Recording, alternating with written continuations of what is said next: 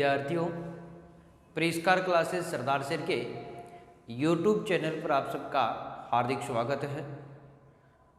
अगर वीडियो के संदर्भ में किसी भी प्रकार की कोई दिक्कत हो तो कमेंट जरूर कीजिएगा। हम लोगों ने मेवाड़ के महाराणा सांगा के बारे में पढ़ा था और मेवाड़ के महाराणा सांगा के अंतिम युद्ध पढ़ा था बयाना भरतपुर का। बयाना भरतपुर के युद्ध के बाद आज हम लोग खानवा के युद्ध के बारे में चर्चाएं करेंगे। एग्जाम में बहुत बार इनके संदर्भ को लेकर, इन खानवा के युद्ध को लेकर क्वेश्चन पूछे जाते हैं। तो एक महत्वपूर्ण युद्ध है मेवाड़ के इतिहास का, और मेवाड़ के इतिहास के जिस युद्ध की बात कर रहे हैं उस युद्ध का नाम है खानवा का युद्ध। खानवा का युद्ध। खानवा के युद्ध की बात करें तो युद्ध लड़ा गया था 17 मार्च 1527 ईस्वी में, यानी 17 मार्च 1527 ईस्वी में जो युद्ध लड़ा गया था उस युद्ध का नाम था खानवा का युद्ध। मित्रों, खानवा का युद्ध मेवाड़ महाराणा संग्राम सिंह व मुगल शासक बाबर के मध्य साम्राज्य विस्तार नीति व महत्वाकांक्षी नीति के तहत लड़ा गया युद्ध था। खानवा के युद्ध की बात करें तो इनसे पहले हमने एक युद्ध पढ़ा था जिस युद्ध का नाम था बयाना भरतपुर का युद्ध। और बयाना भरतपुर के युद्ध में मेवाड़ महाराणा सांगा की विजय हुई थी और बाबर की सेना की पराजय हुई थी। और बयाना के युद्ध के बाद बाबर की सेना राणा सांगा के साथ लड़ने से मना कर देती है और बाबर की सेना बाबर को कहती है कि राजपूत युद्ध विजित करने के लिए नहीं करते, राजपूत विजित नहीं लड़ने के लिए ही युद्ध में भयंकर रक्तपात करते हैं और राजपूत युद्ध में विजित नहीं मरना जानते हैं। बाबर की सेना की एक अपमानजनक विजय हुई थी, इसलिए बाबर की सेना मना कर देती है। बाबर की सेना मना करने के कारण बाबर अपनी सेना को कहते हैं, क्योंकि बाबर एक शराब पीता था, शराबी शासक था। बाबर ने अपने सेना को कह दिया कि आप मेरे शराब के कारण परेशान हो, आज के बाद मैं प्रत्येक शराबबंदी की घोषणा करता हूं, और शराब के बर्तनों को तुड़वा दिए और गरीबों में वितरित कर दिए गए थे। इस प्रकार बाबर की सेना ने कहा कि तुम शराब पियो या मत पियो, हमें कोई मतलब नहीं है, हम तो उस सांगा के विरुद्ध नहीं लड़ सकते। फिर बाबर ने कहा था कि मुसलमानों पर लगने वाला एक धार्मिक कर था और उस धार्मिक कर का नाम था तमगा। तमगा नामक कर की बात करें तो मुसलमानों पर लगने वाला कर था, उस कर का नाम था तमगा। और गैर मुसलमानों से जो धार्मिक कर लिया जाता था उसका नाम था जजिया। तो मुसलमानों पर लगने वाला धार्मिक कर था, तमगा कर हटाने की घोषणा करता है बाबर। फिर भी बाबर की सेना युद्ध में लड़ने के लिए तैयार नहीं होती। बाबर की सेना कहती है कि तुम तमगा कर हटाओ या लगाओ, हमें इसे कोई फर्क नहीं पड़ता, हम तो युद्ध मैदान में नहीं जाएंगे। फिर बाबर कहता है कि युद्ध में जो साथ चलेगा उससे उस सैनिक को, उस प्रत्येक सैनिक को एक सोने की मुद्राएं दी जाएगी। फिर भी बाबर की सेना युद्ध में जाने से मना कर देती है कि ये सोने का सिक्का किस काम का अगर युद्ध में मारे जाएंगे तो। इनके बाद में बाबर अंतिम हथियार के रूप में एक नारा देता है जिसका नाम था जिहाद, यानी जिहादी नारा दिया था। जिहादी का बात करें तो जिहादी एक धर्म विशेष, एक धर्म युद्ध के रूप में संज्ञान देते हुए इसने जिहाद का नारा दिया। और जिहाद का नारा देते हुए बाबर कहता है कि यह युद्ध मैं किसी साम्राज्य के लिए नहीं, मैं अपने खुद के लिए नहीं लड़ रहा हूँ, न ही मेरी किसी साम्राज्य की इच्छा, न ही मेरे को राजा बनने की कोई इच्छा है। यह युद्ध मैं तो सिर्फ अपने धर्म इस्लाम के लिए लड़ रहा हूँ और इस्लाम का युद्ध एक धर्म युद्ध है। इस प्रकार धर्म युद्ध की संज्ञा देता है और जिहाद का नारा देता है। बाबर अपनी सेना को कहता है कि इस युद्ध में जो लड़ेगा वो धर्म के पक्ष में लड़ेगा, एक धर्म युद्ध में लड़ेगा। अगर विजित हुए तो गाजी कहलाएंगे और अगर शहीद यानी युद्ध में मारे गए तो शहीद कहलाएंगे, उन्हें जन्नत मिलेगा। इस प्रकार की घोषणा करता है और इसी जिहाद के नारे के साथ ही बाबर की सेना बाबर के साथ लड़ने के लिए तैयार हो जाती है और इस प्रकार बाबर खानवा के युद्ध में अपनी सेना को संगठित करता है और संगठित करके फतेहपुर सीकरी से रवाना होता है और फतेहपुर सीकरी से रवाना होकर इस मैदान में आ जाता है और उस मैदान का नाम है खानवा का मैदान। खानवा के मैदान की बात करें तो यह है मैदान रूपवास की बात करें तो रूपवास पड़ता है भरतपुर में। वर्तमान की बात करें तो भरतपुर में पड़ता है और भरतपुर की एक तहसील है जिसका नाम है रूपवास। यहाँ रूपवास तहसील भरतपुर में स्थित मैदान है और यह मैदान खानवा का मैदान एक नदी पड़ती है जिसका नाम है गंभीर नदी। गंभीर नदी के प्रवाह क्षेत्र में यानी गंभीर नदी का जो मैदानी क्षेत्र है वह मैदानी क्षेत्र कहलाता है खानवा का युद्ध मैदान। और यहाँ 17 मार्च 1527 ईस्वी में एक इतिहास प्रसिद्ध युद्ध लड़ा गया था। इसी कारण इस युद्ध को कहते हैं खानवा का युद्ध। खानवा के युद्ध की बात करें तो युद्ध से पहले राणा सांगा की बात करें तो राजपुताने में एक परंपरागत एक प्रथा चली आ रही थी और उस प्रथा का नाम था पाती पर्वन प्रथा। पाती पर्वन प्रथा का अनुसरण करता है मेवाड़ महाराणा सांगा। मेवाड़ महाराणा सांगा ने इस पाती पर्वन प्रथा के तहत जितने भी राजस्थान के राजपूत शासक थे, राजपुताने के राजपूत शासक थे, उन्हें युद्ध के लिए निमंत्रण भेजता है और इस पाती पर्वन के तहत समस्त राजपूत राजाओं को संगठित करके और खानवा के युद्ध मैदान में आमंत्रित किया था। खानवा के युद्ध मैदान में राणा सांगा ने अपने ध्वज के नीचे इन्हें युद्ध मैदान में युद्ध लड़वाया था और इस प्रकार के अनेक राजपूत शासकों ने राणा सांगा के साथ खानवा के युद्ध में भाग लिया था। और युद्ध में भाग लेने वाले राजपूत शासकों की बात करें तो खानवा के युद्ध में एक व्यक्ति आया था जगनेर। और जगनेर की बात करें तो यूपी और भरतपुर के क्षेत्र में स्थित है और जगनेर से आया था एक व्यक्ति था जिसका नाम था अशोक परमार। कई बार एग्जाम में पूछा जाता है कि जगनेर से किस शासक ने खानवा के युद्ध में भाग लिया था, तो उस व्यक्ति का नाम था अशोक परमार। बात करें आमेर रियासत से बात करें तो आमेर रियासत का एक व्यक्ति था जिसका नाम था पृथ्वी सिंह या पृथ्वीराज नामक कछवाए शासक था। इसने भाग लिया था खानवा के युद्ध में। मारवाड़ से बात करें, मारवाड़ से खानवा के युद्ध में भाग लेने वाला था राव मालदेव।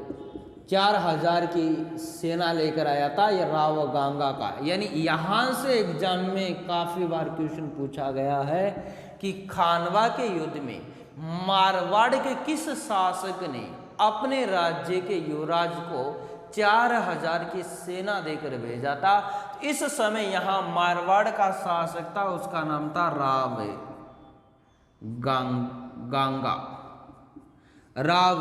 गांगा यहाँ का शासक था।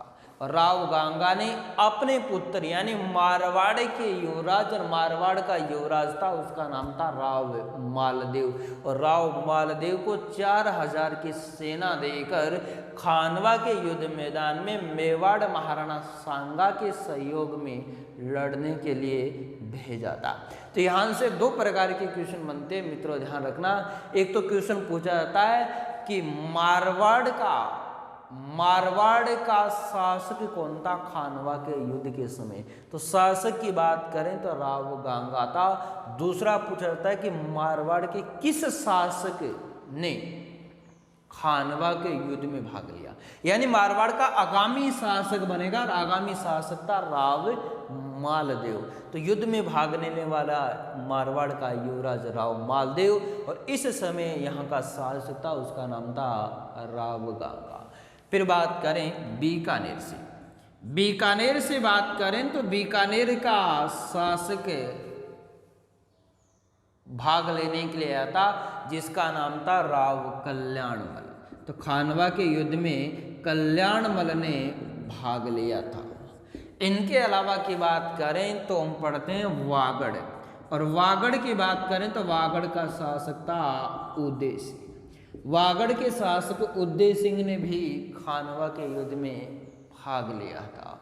इनके अलावा की बात करें तो एक ईडर, और ईडर से भाग लिया था भारमल। ईडर से भाग लेता है जिस शासक का नाम था भारमल। इनके अलावा की बात करें तो दिल्ली से, और दिल्ली से बात करें तो वो आया था महमूद लोदी। महमूद लोदी ने भाग लिया था दिल्ली से। इनके अलावा की बात करें तो चंदेरी, और चंदेरी की बात करें तो चंदेरी से आया था मेदिनी राय। चंदेरी रियासत से आया था मेदिनी राय। इनके अलावा की बात करें तो सादड़ी से आया था झाला अज्जा।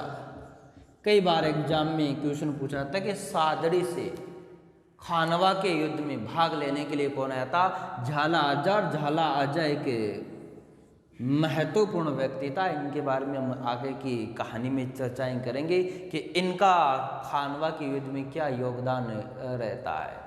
इनके अलावा की बात करें तो नागौर से आया था, उसका नाम था खान ज़्यादा। यह भी एक महत्वपूर्ण व्यक्ति था, इनके बारे में भी पढ़ेंगे। इन्होंने भी राणा सांगा के साथ विश्वासघात किया था। राणा सांगा के साथ विश्वासघात करके ये बाबर की सेना में मिल गया था। और मेड़ता से बात करें तो मेड़ता से आया था वीरमदेव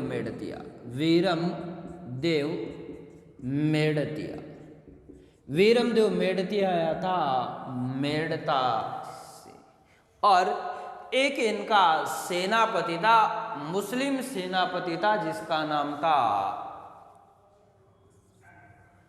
हसन खां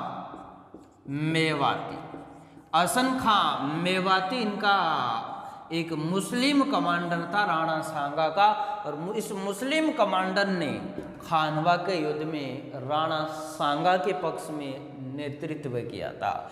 इनके अलावा एक सेनापति था जिसका नाम था सिहलदी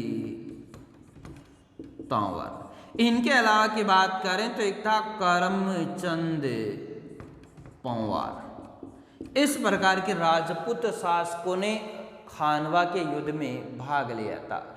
और खानवा के युद्ध में भाग लेने की बात करें तो इन्हें निमंत्रण भेजा गया था एक प्रथा थी, और उस प्रथा का नाम था पाती पर्वन।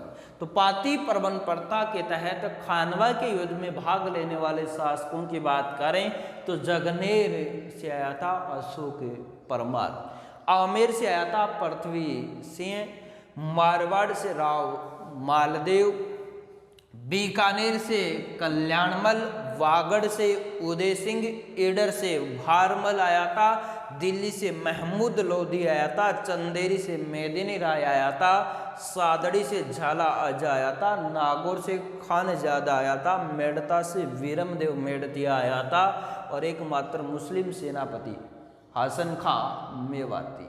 ध्यान रखना, महाराणा प्रताप का एकमात्र मुस्लिम सेनापति था जिसका नाम था हकीम खां सूरी, और राणा सांगा का एकमात्र मुस्लिम कमांडर या सेनापति था उसका नाम था हसन खां मेवाती। इनके अलावा इनका एक सेनापति था सिहलदी तंवर, और एक था इनका संरक्षक था जिसका नाम था करमचंद पंवार। इस प्रकार के इन शासकों ने राणा सांगा के ध्वज के नीचे खानवा के युद्ध में भाग लिया था। तो खानवा का युद्ध मैदान भरतपुर जिले के रूपवास तहसील में स्थित है और नदी और उस नदी का नाम है गंभीरी नदी और गंभीरी नदी के मैदानी क्षेत्र में स्थित है। इस प्रकार की बात करें तो यह खानवा का युद्ध प्रारंभ होता है मेवाड़ के महाराणा सांगा और मुगल शासक बाबर के मध्य। तो खानवा के युद्ध की बात, रणनीति की बात करें तो इस प्रकार की इनकी रणनीति बनाई गई थी बाबर और एक तरफ बनाई गई थी मेवाड़ महाराणा सांगा के द्वारा। प्रातः सुबह 9 बजे खानवा का युद्ध प्रारंभ होता है। तो खानवा के युद्ध की स्थिति की बात करें, एक तरफ की बात करें तो एक तरफ से मेवाड़ और मेवाड़ का महाराणा था जिसका नाम था राणा सांगा या राणा संग्राम सिंह और एक तरफ मुगल शासक था और मुगल शासक की बात करें तो उसका नाम था बाबर। मुगल शासक बाबर और दूसरी तरफ मेवाड़ महाराणा संग्राम सिंह। और समय की बात करें तो समय था 17 मार्च यानी 17 मार्च 1527 का समय था। 17 मार्च के दिन जो इतिहास प्रसिद्ध युद्ध लड़ा गया था और वो युद्ध लड़ा गया था खानवा का युद्ध। खानवा के युद्ध की बात करें तो इस तरफ एक तरफ मेवाड़ महाराणा सांगा की सेना थी और एक तरफ मुगल शासक बाबर की सेना थी। दोनों सेनाएं युद्ध मैदान में तैनात हो गई और इस प्रकार की इनकी सेनाएं थी। इनकी सेनाओं की टुकड़ी की बात करें तो राणा सांगा की सेनाएं कई सरदारों के नेतृत्व में थी। कई सरदार इस सेना के नेतृत्व करता थे और इसी के साथ मेवाड़ का महाराणा संग्राम सिंह था। तो यहाँ इनकी सेना का जो अग्रिम भाग था और सेना के अग्रिम भाग को कहा जाता है हरावल और हरावल का नेतृत्व कर रहा था हसन खां मेवाती। हसन खां मेवाती सेना के अग्रिम भाग का नेतृत्व कर रहा था और यहाँ इस क्षेत्र को बोला जाता है ढोलान। मध्यवर्ती भाग को बोला जाता है ढोलान। यानी सेना की 3 स्थिति होती है। एक तो सेना का जो अग्रिम पंक्ति होती है उसे कहते हैं हरावल। सेना की मध्यवर्ती पंक्ति होती है उसे बोलते हैं ढोलान और सेना की जो पीछे की टुकड़ी होती है उसे कहा जाता है चंद्रावल। तो हरावल का नेतृत्व हसन का मेवाती कर रहा था। ढोलान और ढोलान की बात करें तो यहाँ इस प्रकार ढोलान में था राणा सांगा। राणा सांगा इस सेना के मध्यवर्ती भाग में था। और इसी प्रकार की बात करें तो यहाँ बाबर की सेना थी और बाबर की सेना के पास में थे तोपें। बाबर की सेनाओं में तोपें थी इस प्रकार की, यानी तोप सजा रखी थी। 2 बैलगाड़ियों के बीच में जो तोपें सजा रखी थी जिसे रुम्मानी पत्ती। और यहाँ इस प्रकार की बाबर की जो तीरंदाज सेनाएं थी, इस प्रकार की इनकी तीरंदाज सेना थी। और यहाँ था मुगल शासक स्वयं बाबर था। यहाँ बाबर था और बाबर ने कुछ सेना की बात करें तो कुछ सेना को रिजर्व रख रखा था। इस बाबर के पीछे भी इनकी कुछ सेनाएं थी। बाबर के 2 तोपची थे। बाबर के 2 तोपची थे। एक तोपची का था नाम था मुस्तफा अली और दूसरे तोपची का नाम था उस्ताद अली। बाबर के 2 तोपची थे। एक तोपची का नाम था मुस्तफा अली, दूसरे तोपची का नाम था उस्ताद अली। और यहाँ जो तीरंदाजी का जो नेतृत्व कर रहा था उसका नाम था रूमी खां। इस प्रकार की बात करें तो तोप का जो मध्यवर्ती भाग था उसका नेतृत्व कर रहा था उस्ताद अली और दूसरी तरफ जो किनारा था उसमें था मुस्तफ़ा अली और दूसरी तरफ जो किनारा था जहां तीरंदाजी का नेतृत्व कर रहा था, तीरंदाजी सेना का नेतृत्व कर रहा था रूमी खां। यहाँ मेवाड़ महाराणा सांगा की बात करें तो मेवाड़ महाराणा सांगा के इस तरफ की बात करें तो इस तरफ था अशोक परमार, और अशोक परमार आया था जगनेर भरतपुर से। यहाँ की बात करें तो यहाँ नेतृत्व कर रहा था उस व्यक्ति का नाम था भारमल, और भारमल आया था ईडर से। भारमल कहाँ से आया था? ईडर से। और यहाँ की बात करें तो इस प्रकार यहाँ नेतृत्व कर रहा था और वह वागड़ का था, वागड़ का शासक था, उसका नाम था उदय सिंह। तो उदय सिंह था वागड़ का। और राणा सांगा के पास की बात करें तो राणा सांगा के पास में यहाँ था झाला अज्जा, और यहाँ इनका एक सेनापति था जिसका नाम था सिहलदी तांवर। और इसी की बात करें तो यहाँ आमेर का था जिसका नाम था पृथ्वी सिंह, आमेर का पृथ्वी सिंह। इनके अलावा की बात करें तो यहाँ रावत बाग सिंह था।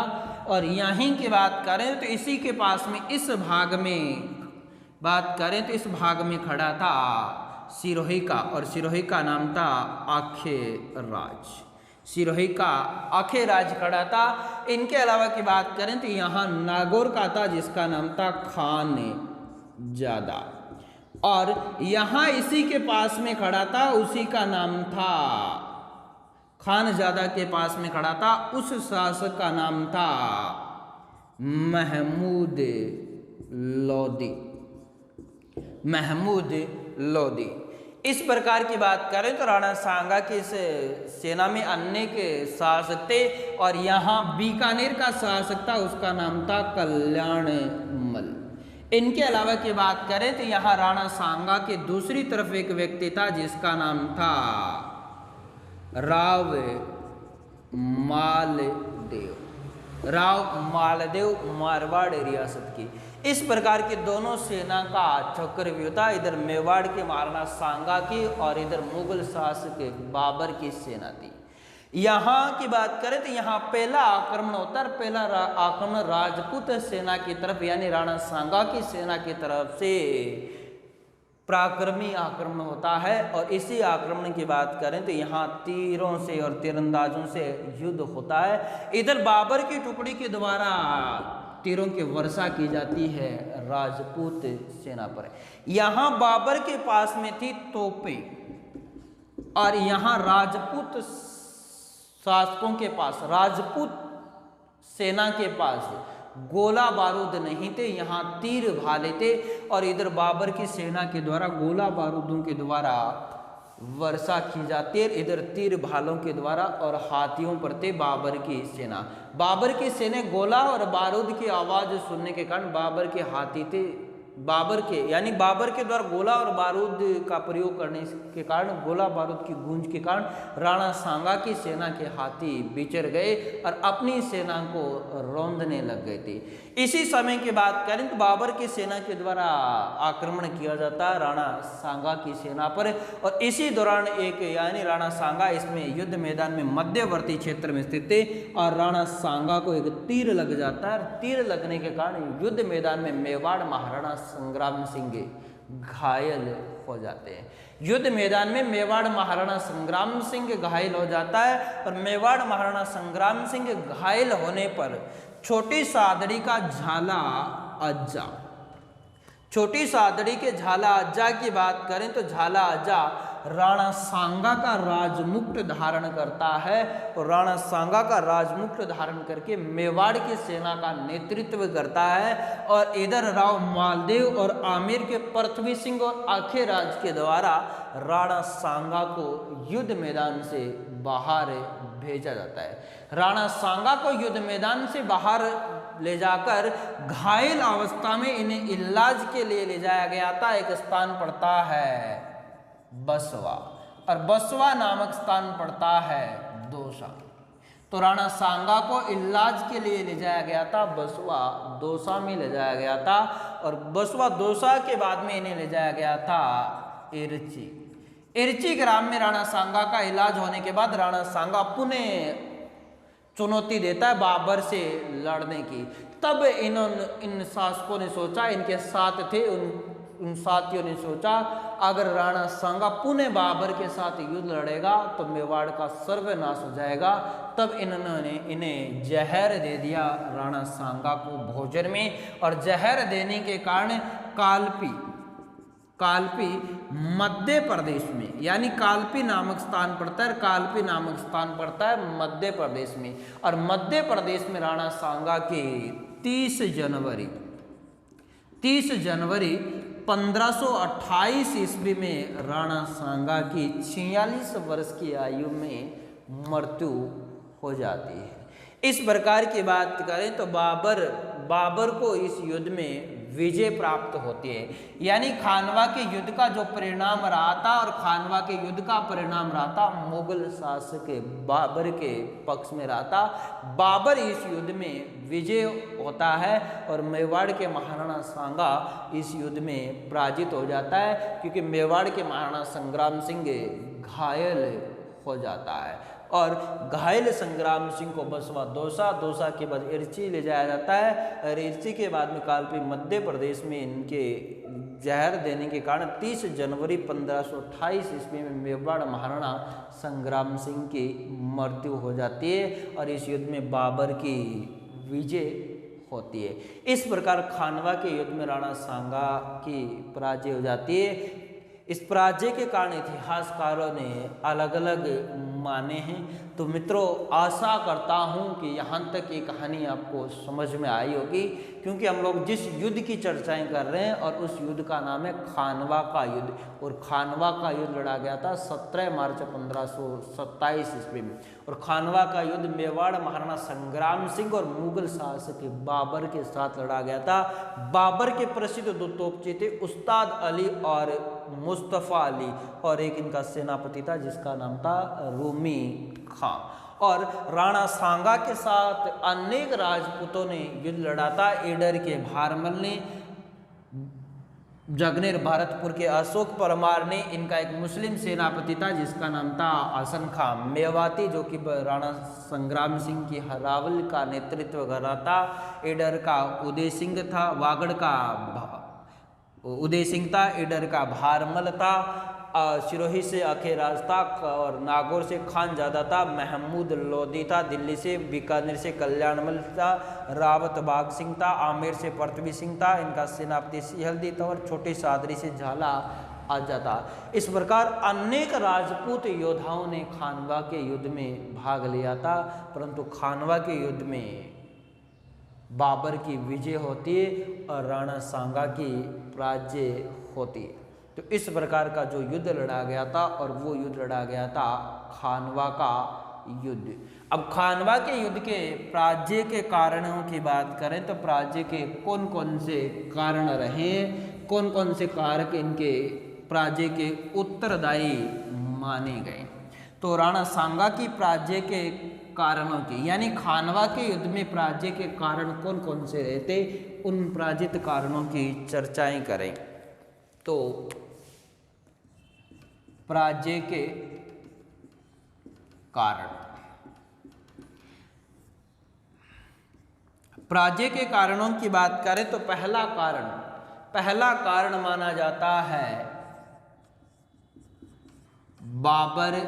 बाबर के तोफ खाने। पहला कारण माना जाता है कि बाबर के पास गोला बारूद और तोप खाने थे। हम लोगों ने पहले भी चर्चाएं की थी कि बाबर ने हिंदुस्तान के इतिहास में 21 अप्रैल 1526 ईस्वी में पानीपत के युद्ध में हिंदुस्तान के इतिहास में सर्वप्रथम तोप खाने का प्रयोग किया था, और राजस्थान के इतिहास में बाबर ने सर्वप्रथम खानवा के युद्ध में तोप खाने और गोला बारूद का प्रयोग किया था। बाबर के पास तोफ खाने थे, गोला बारूद थे, और राणा संग्राम सिंह के पास, राणा सांगा की सेना के पास तीर भाले थे, और तीर भाले तोपों की तरह वार नहीं कर पाए, और तोपों की तरह वार नहीं कर पाने के कारण यहाँ राणा सांगा की पराजय हो जाती है। दूसरे कारण की बात करें तो बाबर ने इस युद्ध को, बाबर ने इस युद्ध को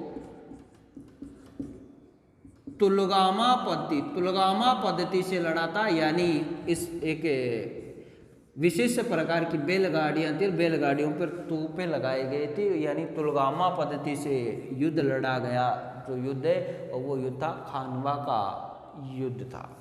इनके अलावा की बात करें तो तीसरा जो कारण माना जाता है कि राजपूत सेना का एकल नेतृत्व न होना, यानी राजपूत सेना का एकल नेतृत्व न होना। राजपूत सेना अलग अलग व्यक्तियों के नेतृत्व में विभाजित थी, और एकल नेतृत्व न होने के कारण यह भी माना जाता है। इनके अलावा कि इनके पराजय का कारण माना जाता है 4 नंबर, राणा सांगा का एक सेनापति था जिसका नाम था सिहलदी तंवर, और राणा सांगा के साथ नागौर का एक शासक युद्ध लड़ रहा था जिसका नाम था खान जादा और सिहलदी तंवर विश्वासघात करते राणा संग्राम सिंह के साथ, और राणा संग्राम सिंह के साथ विश्वासघात करके बाबर की सेना में सम्मिलित हो जाते हैं, और राणा सांगा की जो कूटनीति थी उनके बारे में जानकारी देते हैं बाबर को। इनके अलावा की बात करें तो राजस्थान का एक प्रसिद्ध इतिहासकार था जिसका नाम था डॉक्टर G.H. ओझा। Doctor G.H. ओझा लिखता है कि राणा संग्राम सिंह बयाना के युद्ध के बाद बाबर को तैयारी करने के लिए समय दे देता है। अगर बाबर को उचित समय न देकर तुरंत आक्रमण किया होता तो निश्चित ही बाबर पराजित हो जाता, और बाबर पराजित होकर पुनः लौट जाता। इस प्रकार बताता है डॉक्टर G.H. ओझा बताता है। इनके अलावा की बात करें तो एक इतिहासकार विदेशी जिसका नाम है एल्फिस्टन की बात करें तो एल्फिस्टन कहता है कि जब बाबर का पहला आक्रमण, यानी बाबर की सेना के द्वारा जब पहला आक्रमण किया गया था वो बाबर का एक कमजोर पूर्वक आक्रमण था, और उस समय राजपूत सेना ने मजबूती से आक्रमण किया, परंतु राजपूत सेना ही पहले आक्रमण अगर बाबर को पराजित कर देती तो राणा संग्राम सिंह की विजय हो सकती थी। परंतु कालांतर में धीरे धीरे युद्ध के अंतिम पड़ाव में बाबर की सेना गोला बारूदों के साथ मजबूत होती गई और राजपूत सेना कमज़ोर होती गई। राजपूत सेना कमज़ोर होने के कारण राणा संग्राम सिंह की पराजय हो गई थी। तो इस प्रकार राणा सांगा के पराजय के प्रमुख खानवा के युद्ध के कारण माने जाते हैं। बाबर के पास तोफ खाने होना, गोला बारूद का प्रयोग करना, बाबर के द्वारा तुलगामा नीति का प्रयोग करना, राजपूत सेना का एकल नेतृत्व न होना, और इनके सेनापति सिहलदी तंवर और नागौर के शासक खानजादा के द्वारा विश्वासघात करना और बाबर को अधिक समय देना, बाबर के पहले आक्रमण का उचित निचोड़ नहीं होना, इस प्रकार के प्रमुख पराजय के कारण माने जाते हैं।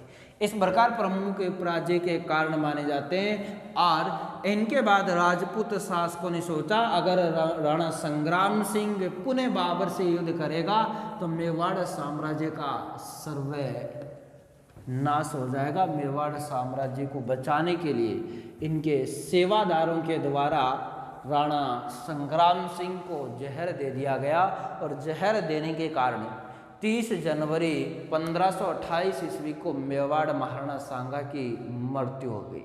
मेवाड़ महाराणा सांगा का जो स्मारक की बात करें तो इनका स्मारक या चबूतरा की बात करें तो ये बना हुआ है बसवा दोसा। कई बार एग्जाम में पूछा जाता है कि मेवाड़ महाराणा संग्राम सिंह का स्मारक या चबूतरा कहाँ बना हुआ है, तो बसवा दौसा में इनका स्मारक या चबूतरा बना हुआ है। मेवाड़ महाराणा सांगा की छतरी की बात करें तो इनकी छतरी बनी हुई है 8 खंभों की, और इनके 8 खंभों की छतरी की बात करें तो 8 खंभों की छतरी बनी हुई है मांडलगढ़ भीलवाड़ा। मांडलगढ़ भीलवाड़ा में इनकी 8 खंभों की छतरी बनी हुई है, और इस छतरी का निर्माण करवाया था अशोक परमार ने।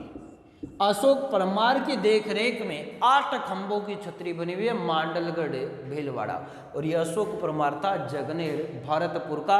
इसने वीरता पूर्वक के खानवा के युद्ध में भाग लिया था, और इनसे प्रभावित होकर राणा सांगा ने इन्हें एक परगना भेंट किया था, एक जागीर प्रदान की थी, और उसी जागीर का नाम था ऊपरमाल की। और ऊपरमाल की बात करें तो ये बीजासन भीलवाड़ा और भैंसरोडगढ़ चित्तौड़गढ़ के मध्य स्थित है, और इसी अशोक परमार ने कालांतर में यहाँ एक ठिकाने की स्थापना की थी जिसका नाम था बिजोलिया। तो इसी अशोक परमार की देख रेख में राणा सांगा की 8 खंभों की छतरी बनाई गई थी, न कि 32 खंभों की। ध्यान रखना, राणा संग्राम सिंह की 32 खंभों की छतरी है रणथंभौर में राणा संग्राम सिंह की पत्नी थी जिसका नाम था कर्मावती, और कर्मावती ने 32 खंभों की छतरी इनकी बनवाई थी रणथंभौर में, और इस छतरी को कहा जाता है अधूरे सोपन की। इस छतरी का निर्माण कार्य पूर्ण नहीं करवाया गया था कर्मावती को जौहर करना पड़ा, इस कारण इसे अधूरे सोपन की या 32 खंभों की छतरी है, जो कि रणथंभौर में वास्तविक रूप से देखा जाए तो मेवाड़ महाराणा संग्राम सिंह की 8 खंभों की छतरी है, वो मांडलगढ़ भीलवाड़ा में। और राणा संग्राम सिंह सैनिकों के भगना अवशेष के रूप में प्रसिद्ध हुए थे, सैनिकों के बचे हुए अवशेष के रूप में प्रसिद्ध हुए थे, क्योंकि इनके शरीर पर 80 घाव थे, एक पैर नहीं था, एक आंख नहीं था, एक हाथ नहीं था, फिर भी लगातार युद्धों में विजय प्राप्त करते थे।